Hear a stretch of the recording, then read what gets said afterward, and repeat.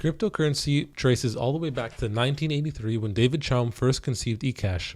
This allowed notes to be withdrawn from a bank and designated encrypted keys to these notes before sending it to a recipient.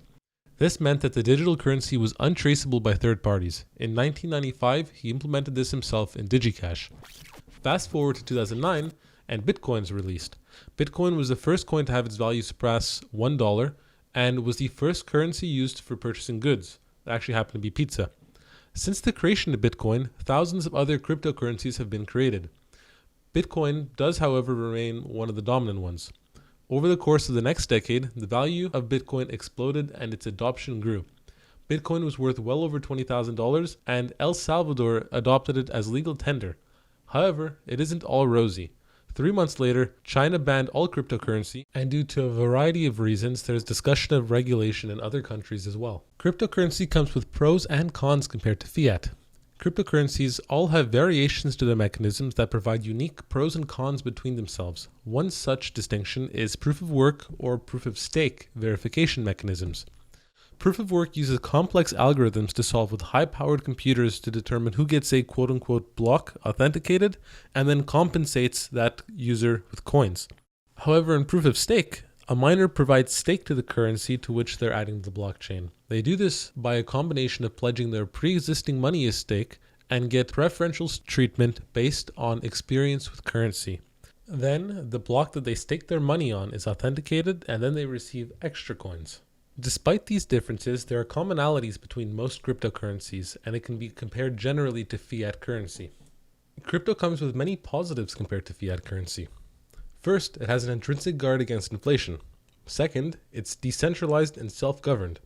Third, it's incredibly secure because it's very difficult to manipulate the blockchain. Fourth, it provides a fast transfer of funds between currencies and as a result, very high liquidity. And fifth, it has very high potential return for investors. However, crypto also has many negatives. Despite being inflation guarded, cryptocurrencies are highly volatile and speculated upon. Additionally, cryptocurrencies, due to being decentralized, are also unregulated, and so there are no banks or central government to ensure that fair practices are being upheld, and as a result, there's no protection of law in case of fraud or mispayment. Also, due to the anonymity of crypto, it's ideal for criminal activity and has revolutionized black market payment.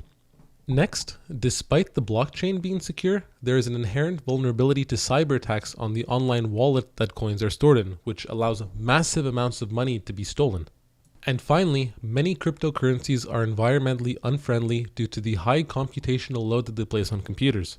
This is particularly an issue with proof-of-work currencies. It was estimated that cryptocurrency mining uses up as much energy as the entire country of Argentina. Cryptocurrency appears all over the news and social media with both fans and detractors. It's wildly popular online. On Reddit, r/cryptocurrency is in the top 80 subreddits with 3 times as many members as r/investing. Mainstream media is split on crypto and often critical. For example, CNBC's Jim Cramer is known for being very wary of cryptocurrency. It even makes news in Canadian politics. Conservative leader Pierre Poilievre endorsed Bitcoin to quote-unquote opt out of inflation in March 2022. He did, however, face criticism from other candidates and former Bank of Canada Governor David Dodge. Despite all this, there is no public face for cryptocurrency though. Due to its decentralized nature, there's no face for most cryptocurrencies at all. There's no Bitcoin Twitter handle, rather there are just fans and detractors that we find in both news and social media.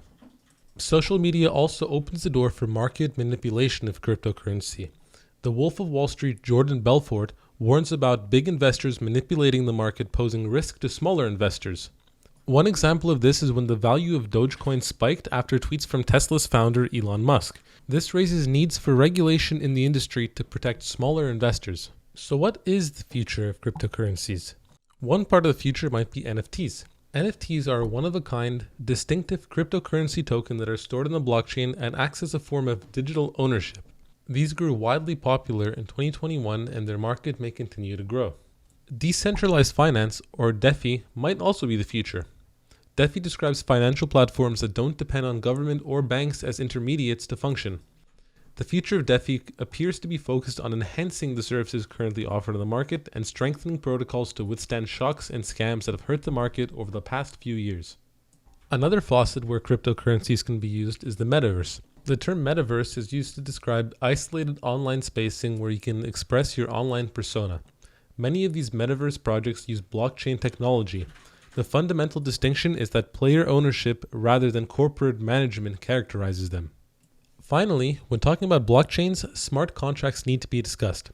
Simply put, smart contracts are blockchain-based algorithms that execute when a certain criteria are met. They're often used to automate agreements so that all parties can be certain of a conclusion right away without the need for an intermediary or additional delay. They can also automate a workflow such that when circumstances are met, an action is executed.